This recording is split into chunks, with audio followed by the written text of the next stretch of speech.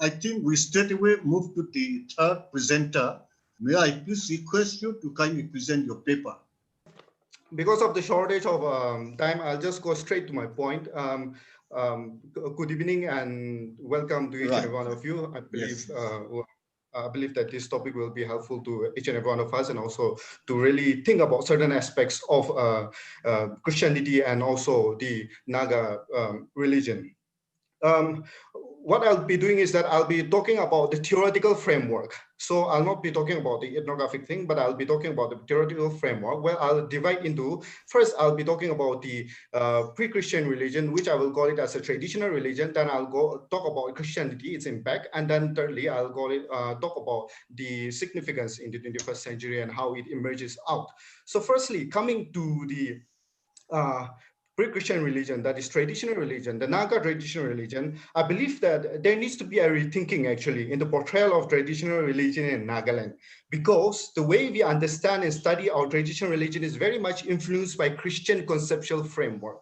I think this is something which is very important, because when you look at the work by J.B. Mills and then the Christians who have come about, the Naga Christian themselves who have wrote on the Naga traditional religion, have really implored the Christian conceptual framework in the traditional religion actually. And that is where I found out a book which is called the Ao Naga Worldview by Sujata Miri and Karelimla, which I found out that book was one of the book which is very good. At least they don't implore such concepts actually in that book. So that is a flow that I found out in the research scholars' works, in all of the research scholar works that they copy the works by J.B. Mills and then other theologians, right? So they copy this very flow that implore the Christian conceptual framework. And that is where I want to make 2 points. The first point is about God. In Naga traditional religion, we don't have the concept of God, because God by nature is distinct from our reality and from us. So to have a concept of God, we need to have a concept about the ultimate reality. But then in our Naga traditional religion, we don't have a concept of ultimate reality, but all our concept deals on the temporal reality. I think that is something which is very important that needs to be observed. Secondly, about the division between soul and spirit. In Naga traditional religion, there's no such division between soul and spirit as such. This is a Christian conceptual division actually, because Christians want to divide this one, right? Because the Christian have this notion that the essence of human being and the essence of nature is totally different thing. And that is where this very division comes into. In our Naga traditional religion, when you look at it properly, then the essence of human being and the essence of nature outside of them is all same, it's all equal, is equal. But what happens is that the varying degree is the power, the degree, the power that it consists, right? It varies in degree. That is why when there are such rivers, right, where you go and then there are certain toes and tones where you do or where you don't have to do in that river, or there are certain rituals that is given to the river. Why? Because you have to reciprocate the power, even though you have the same essence. Because as we also know, I mean, in traditional religion, everything that is around us is animate. So we need to reciprocate the power and be in tandem and harmony with the nature that is there around us. So there is no division between the soul and spirit, the essence of the human beings and the essence of the nature around us. Everything is just one. And I think that is something which is very, second thing that is very important that I have realized in my research work. That is where the Nagas need to, that is where in Naga traditional religion, you and I have to open up our essence and experientially relate to the essence of the nature actually. And this is how you come into reciprocal relationship with the essence that is greater than yours in Naga traditional religion. That is what it is. So in Naga traditional religion, the temporal reality is the only reality which is understood only through experiential relation by using everyday examples and also stories, including songs, rituals, and so on. And I think that is where the very understanding, I believe that the understanding of Naga traditional religion should start from. And that is why when you look at the very practice of death, right? When someone dies, he or she doesn't go to a metaphysical place, but he or she goes to something which is a place which is beyond the horizon or which is beyond the river or something like that. He or she remains within the temporal space itself. So that can be also one example. And as we all already know that Christianity came to Nagaland. So what did Christianity do here? Christianity, the coming of Christianity is something which is very important. Theoretically speaking, is something like this. Christianity did not erase the Naga traditional religious worldview. Rather, it kept it intact by trying to signify Christian worldview using Naga tribal language. But it gave new categories to the Naga traditional religious worldview. In doing so, Christianity also gave new concept and introduced the notion of belief, actually. So what happened was that the traditional religious worldview is here. Christianity came and it gave new categories, put in certain new concept. For example, one concept could be God, the concept of God, and then the notion of belief was also introduced. And the nearest example to this one is the revival movement in Nagaland. So in the revival movement, the important thing that was promised to people was that if you believe, there is this something called the Holy Spirit, and if you believe in this Holy Spirit, then the power that comes from the Holy Spirit will give you a good life, and I think, or will give you the life that how you will understand God and how you live a better life, and that really sync nicely with how the Naga really believed about the nature, because they also believe that the essence of what you are and the nature is the same, and then it varies only in the power. So the revival movement was very attractive to them, to the Nagas, and I think that itself is, I believe, is one very important example. So when you look at the Naga Christianity, so it gave new categories, yes, it gave new concepts, yes, and it gave the notion of the belief so to the Naga. So that is why it expanded the temporal reality of Naga religious worldview. Actually, the influence of Christianity, expanded the temporal reality of Naga religious worldview. But then there is a problem here, actually. And the problem here is this one, that the Naga linguistic conceptual framework is meant to navigate the temporal reality and not the abstract philosophical reality, actually. And there's a branch in theology called tribal theology. Tribal theology is something who tries to deal on all this aspect, right? Where you use the linguistic conceptual framework in everyday practice and you try to relate it to the Christian conceptual framework, something like that. So if anyone wants to check it out, I think tribal theology will be an important thing, but I will not go in there. So when you look at this one, what emerges from here is an important aspect that I want to look into also, the third aspect. So I told you about the traditional religion, where I said that in traditional religion, there has been misunderstanding of traditional religion, but with the coming of Christianity introduced new categories to the traditional religion, but also introduced certain new concepts, for example, the concept of God, and also certain new ideas called beliefs. It introduced this one. So what emerges from here? See, the important thing is the point that I want to make here, the emergent aspect of it is this. So what emerges from here is that it gives a form of religion to the Nagas through which the Naga can better understand their everyday reality, but also at the same time, it produces a tension between the sacred and the secular. Now, why does it produce a distinction between a sacred and a secular? Is because of the notion of belief and also the expansion of temporal reality. Because belief, you see, the philosophical idea of belief is that to hold a belief, right, you need to believe that the belief is true for you and that it needs to be justified, right? But then the way the Naga Christians or Naga Christian hold belief is very different from the very actual notion of a belief. And then at the same time, the temporal reality was expanded to a metaphysical reality, and that is where the tension between the sacred and secular now comes into. And I think that is also another topic which can be dealt on. But then I think I have pointed out the problem that is there in looking at the emergent aspect of the coming of or juxtaposing of Naga traditional religion and Christianity. So coming to all of those things, so let me come to my concluding aspect of what I have been saying the whole time, since the webinar is also focused on Nagas in the 21st century. Now, how does it unfold today?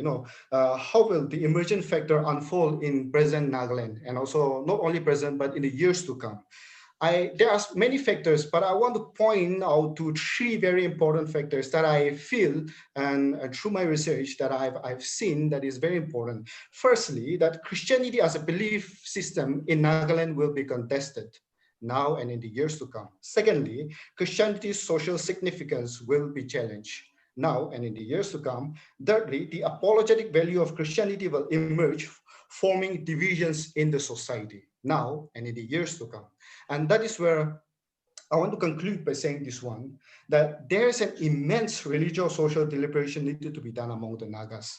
And I believe that if we try to understand what the deliberation that I've done in these few 5 to 10 minutes that I have done, if we try to deeply understand this aspect, then I think the Nagas can really find or try to find a better way to pave a better way in terms of being a Christian, and also in terms of being in terms of the everyday lived experience, and then in everyday life. And I think that is the core of the aspect of what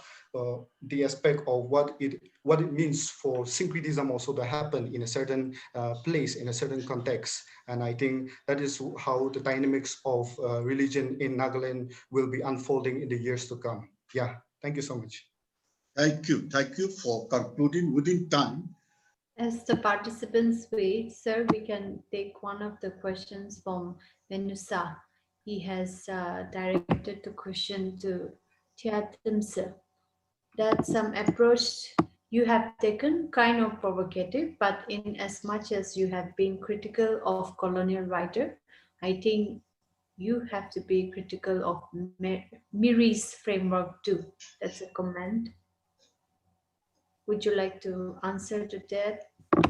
Yeah, I can say something about that one, because to all the answer that I give to these questions will be very brief. I have long reflection on all this, but you can please email me if you need further clarification. But then I'm not critical of colonial writers in a sense that I'm being critical of their ethnographic work. No, but then I'm critical of their work in a sense that they're imploring the Christian concepts, because even though the colonial writers may call themselves as Christian or not Christians or whatever it may be, they are obviously their embeddedness is such that they are influenced by Christian framework. So when they look at our religion as such, they will obviously divide it in terms of their conceptual framework. So I think that is something which I am very much critical of.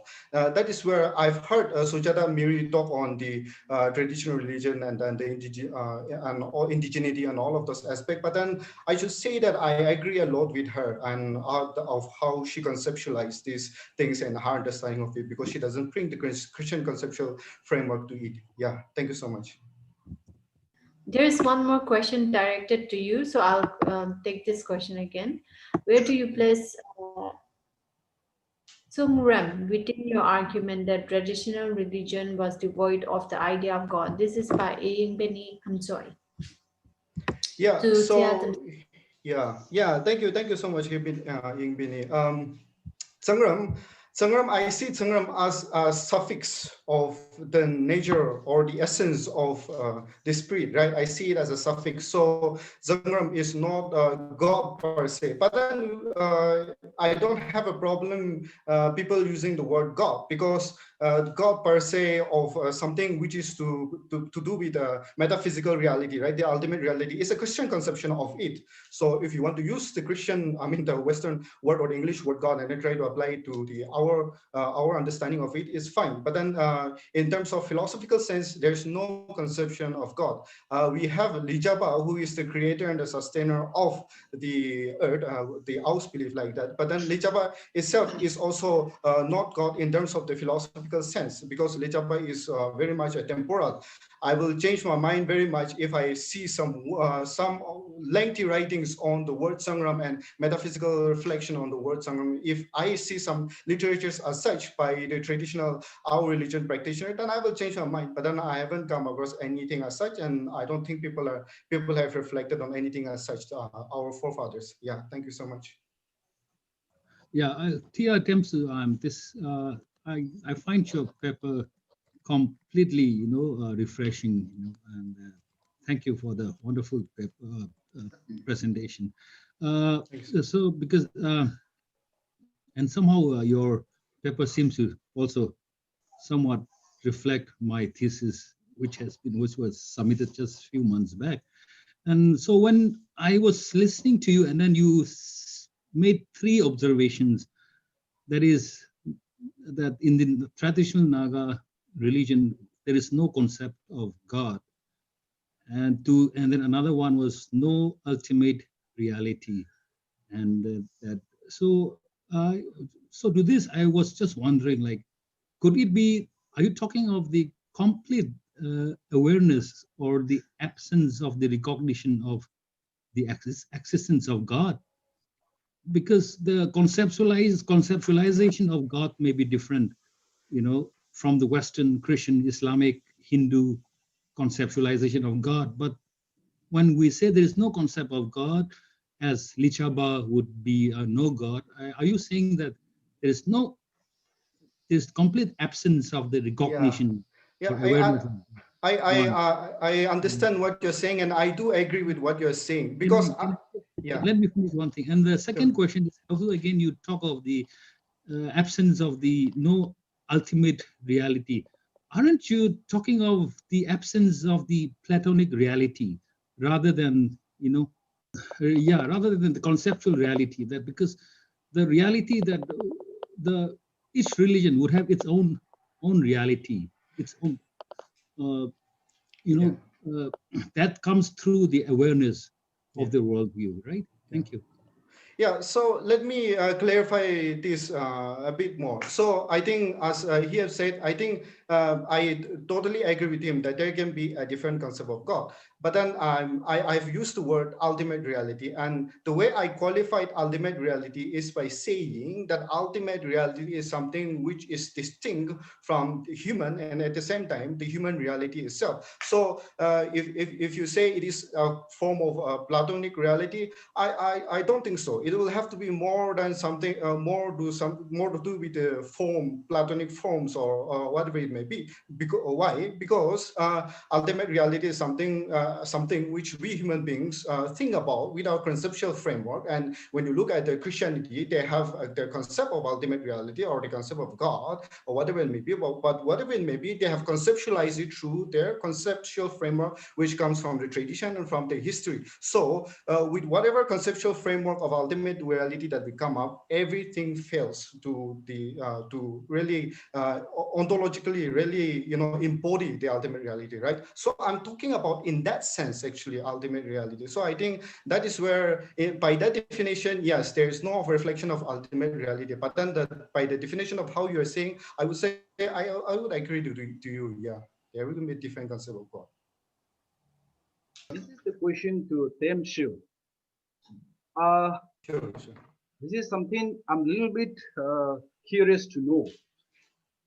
When you are trying to say that, I think this is the continue of the previous question by Karipam. When we say that there is not ultimate reality, then the whole idea of the belief, life after death, or the process of the death, it's something you elaborate from the traditional belief. And with that, the idea of the belief in the creator, or that we have been in a way not by ourselves, but something beyond our comprehension or beyond our understanding. I believe that concept is very much there in our traditional religion as well.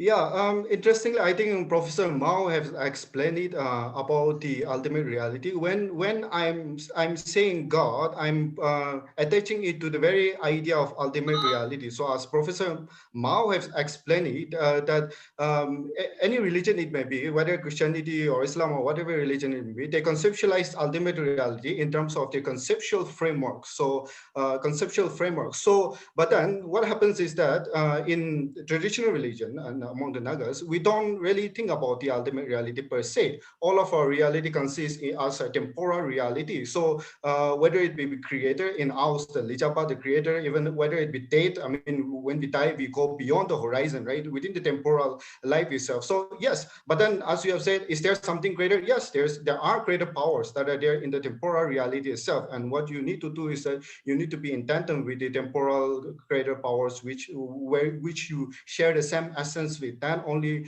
you can have a better society, you can have a better life, prosperous life, or whatever, and then you can achieve a better life in the next life to come. So I think that is how it is. Yeah, thank you. And so, Tia, when you talk of the absence of the concept of God because of the absence of the tradition of conceptualizing or formulating, Ultimate reality. or the absence of school of formulation, and aren't you, in fact, by any ways, chance, tracing towards the colonial perspective of the absence of anything, any culture, any dignity, any philosophy, without the without the existence of scribal traditions? Are you not I going think back? Are you not saying, yeah? I don't think it will break down to that one, because absence of reflection on ultimate reality doesn't break down to saying that absence of philosophical reflection on certain things having philosophy. No, you can see oral literatures, you can see songs. I mean, these are not just words. I mean, these are philosophical reflection, real life, even philosophical reflection. And I think this should be studied carefully and taken carefully. I think there's no connection without no reflection in ultimate reality, and then having no philosophical framework, or that we are blank slate, right? Our culture is like a blank slate. No, I don't think there's any connection as such. Yeah, I mean, later on after this we can have long discussion on this. Yeah, I would say. Any of the speaker can take this question. It's by Vibha Joshi. She says that, could you reflect on the use of indigenous term to translate biblical concept? Terms to translate biblical concept, has that given new meaning to the indigenous term? Even the term for sin, how was the concept translated? Yeah, it's Professor Vibha Joshi. Yeah. Let me just say something. Because this question will have to depend on which people you're asking, right? So if I am, for me, I can talk about the Aus. I cannot talk about the Angamis or the other, how their words have been translated. So I can talk about the Aus. So among the Aus, I've studied these three, the concept of God and how it has been translated, the concept of sin, and the very understanding of Bible. These three, I've studied these three and how it has been translated. So since Professor Vibha has asked about the sin, in Ao, the words for sin has been translated in by the word that we use for 30, right? So dominant is what we use. It's mostly akin to what is called as 30. So that is what we have used. But then to give a clear picture, I want to use the word God. So what happened is that when the Zangram is translated and used as to signify the Christian God, what happens is that there is some metaphysical conjunction that is added to the word Zangram. Actually, there's certain metaphysical conjunction that is added to the word Zangram. But then what happens is that it becomes crude. Why? Because the our conception of the word Zangram doesn't have the very connotation of something which can really reflect on the complexity of the Christian God. Because in Christian God they have other word called Trinity. So Trinity is something which you will not find in any of the Naga word, and that is where it becomes something which is very difficult to really conceptually grapple with the indigenous language. And I think that is where it becomes a bit crude in that sense. Yeah. So I believe this is very complex actually, and I've been studying this one, and I think I've every time I've been really fascinated by these things. Yeah. Thank you. Hi, Namjit. Yes. No, I wonder, like when you refer to life after death as going to the horizon and going past the horizon or something. Yeah, beyond the horizon or beyond What's the... your take on it? What lays beyond the horizon? And What lays beyond the horizon? what lies beyond the horizon? The reality that is there beyond the horizon doesn't seem to be very different from the reality that human beings are actually living in, actually. So when you, I mean, I'm sure you have read the stories and all. So when the stories and all, what they portray is that we, even with the living bodies and all, we used to keep things, right? Certain things that he or she have achieved and all, shovels and all is being kept. Why? Because when he or she takes a journey, we also keep a dog, right, in the dead with the dead bodies and all. Why? Because when he or she takes a journey, he or she can take the dogs, and then whatever things that he have achieved, like shawl or Tao or whatever it may be, he have achieved can be taken together with him, actually. So the reality that is there beyond doesn't seem to be very much different from the reality or the reality that we are living in. The only difference will come in a sense that that is the reality where your essence, right? The essence of you, it becomes bare. I mean, you're not, you're no more enclosed by certain material things, right? You're bare. I mean, you're open now in certain philosophical sense, right? And I think that is what you can really see in the literatures, actually. Yeah.